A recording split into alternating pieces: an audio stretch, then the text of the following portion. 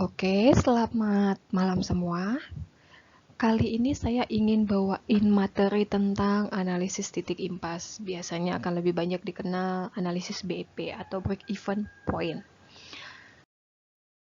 Analisis titik impas itu apa? Jadi gini, analisis titik impas itu adalah ketika kita menganalisis mulai dari biaya tetap, mulai dari biaya variabelnya.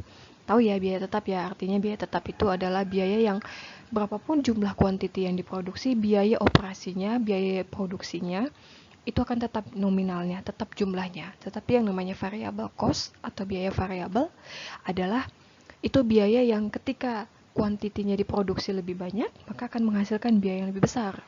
Ketika produksinya itu lebih sedikit kuantitinya, maka jumlahnya, biayanya juga akan lebih sedikit. Itu adalah biaya variabel. Artinya dia akan mengalami perubahan seiring dengan perubahan kuantitinya. Oke, analisis titik impas itu adalah metode untuk mengetahui di mana kita bisa menyeimbangkan antara total biaya kita dengan pendapatan. Jadi titik impas ini artinya namanya udah titik impas ya. Dia tidak untung dan tidak rugi, gitu ya. Analisis metode yang digunakan di mana perusahaan bisa tidak untung dan tidak rugi. Kalau mau di atas titik impas, maka harus dipertimbangkan lagi biaya variabelnya berapa. Setidaknya dengan adanya analisis titik impas ini, perusahaan akan tahu parameter-parameter mana yang harus dinaikkan atau diturunkan ketika perusahaan ingin mendapatkan untung. Tetapi, balik lagi, analisis titik impas atau BEP ini adalah metode yang digunakan untuk mencari di titik mana kuantiti berapa perusahaan tersebut impas, tidak untung dan tidak rugi. Kenapa itu penting? Yang pertama adalah investor bisa memahami, bisa mengetahui berapa jumlah target produksi dan penjualan dengan akurat. Kenapa? Karena dengan adanya titik impas akan ketemu sebuah unit kuantiti, berapa jumlah unit kuantitinya yang harus dihasilkan oleh perusahaan dengan biaya tertentu dan penjualannya berapa. Gitu ya. Nanti grafiknya akan saya tunjukkan. Yang kedua adalah dengan mengetahui titik impas tersebut, unit di titik impas tersebut, investor akan bisa melakukan perbaikan terhadap parameter mana yang bisa membuat perusahaannya menjadi untung.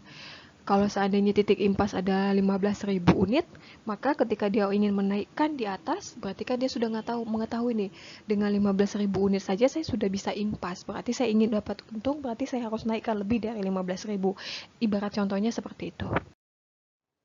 BEP itu yang mana? BEP itu adalah ketika perusahaan sudah memproduksi biasanya memproduksi, anggaplah ini biasa memproduksi N1, mereka sudah mendapatkan untung. Jadi di mana BEP-nya? BEP-nya adalah saya anggapnya di N2. Nah, BEP itu terjadi ketika pendapatan dengan variabel cost-nya itu menghasilkan sebuah unit produksi. Artinya adalah impasnya di sini. Ketika pendapatan dan biaya yang dikeluarkan itu sama, maka perusahaan akan mendapatkan impas namanya. Dia tidak untung dan dia tidak rugi juga. Gitu ya. Jadi karena kalau dia di sini kan sudah sesuai dengan harga penjualannya dia, artinya biayanya pun sudah tertutupi semua, tidak ada profit gitu ya. Karena profit itu kalau misalnya dia menaikkan kuantitinya seperti ini tadi, kalau dia menaikkan kuantitinya. Nah, apa yang terjadi kalau seandainya fixed cost-nya bertambah? Oke, seandainya fixed cost-nya bertambah, artinya dari fixed cost yang ini nih naik ke fixed cost yang kedua. Oke, apa yang terjadi? Maka yang terjadi adalah perusahaan akan mengalami perubahan unit BEP-nya. Oke, ketika fixed cost yang mula-mula atau N1 itu ada posisinya di sini, perusahaan ingin menaikkan menjadi N2, sehingga fixed cost-nya juga naik ada di sini. Oke, kenapa ini saya bilang N2? Kita ikutin ya. Ini variable cost, berarti di sini fixed cost-nya. Ini kuantiti pertama, berarti variable cost-nya di sini, disinilah fixed cost-nya. Oke, ketika perusahaan ingin menaikkan fixed cost dari N1 ke N2, maka BEP-nya juga akan ada di tengah-tengah, gitu ya. Jadi misalnya dari kuantitinya 15.000 ke kuantiti menjadi 17.000, berarti BEP itu akan ada di tengah-tengah antara 15.000 dan 17.000. Disitulah terjadinya titik BEP. Oke, ini sama seperti yang tadi, kalau mau profit maka kuantitinya dinaikkan. Akan tetapi ketika quantity dinaikkan, otomatis variable cost-nya juga akan naik. Saat variable cost-nya naik, income-nya juga akan naik. Gitu ya. Seandainya variable cost-nya yang bertambah. Oke, dari variable cost 1, yang ini dengan quantity-nya N1, kebalik ya, ini variable cost yang pertama. Oke, ini variable cost yang pertama. Ini variable cost yang pertama, ini variable cost yang kedua. Ketika perusahaan dengan variable cost yang pertama, nih, dengan variable cost yang pertama anggap di N1, dia ingin meningkatkan variable cost, dia ingin meningkatkan quantity, otomatis variable cost-nya juga akan bertambah ya. Anggap itu di N4 ya. Anggap di N4. Nah, waktu perusahaan ingin menaikkan N1 ke N2 dengan variable cost yang tidak mengalami perubahan, oke, dia tidak mau menaikkan variable cost-nya, maka perusahaan itu ketika perusahaan berada menghasilkan unit dengan jumlah N1, ingin menaikkan jumlah unitnya ke N2, otomatis variable cost-nya juga akan bertambah. Oke. Ketika variabel bertambah, variable cost-nya bertambah dengan jumlah unit N1 dan N2, berarti yang namanya BEP itu berada di tengah-tengah N1 dan N2.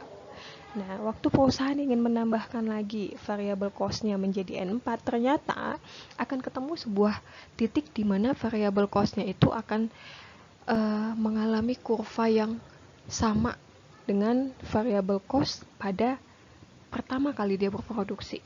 Gitu ya. Jadi bisa dibilang bahwa jumlah kenaikan dari N1 ke N3 dan N3 ke N4 ini akan menghasilkan sebuah titik di mana variable cost-nya itu akan mengikuti garis kurva variable cost pada produksi pertama kali. Nah, di sini income pada titik BEP itu ada di sini. Oke. BEP itu adalah metode yang digunakan untuk menganalisis, menentukan unit ataupun kuantiti di mana perusahaan akan menghasilkan titik yang impas atau tidak untung dan tidak rugi.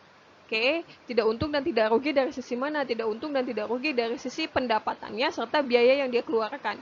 Pendapatan dengan simbolnya I, income, atau pengeluarannya total cost.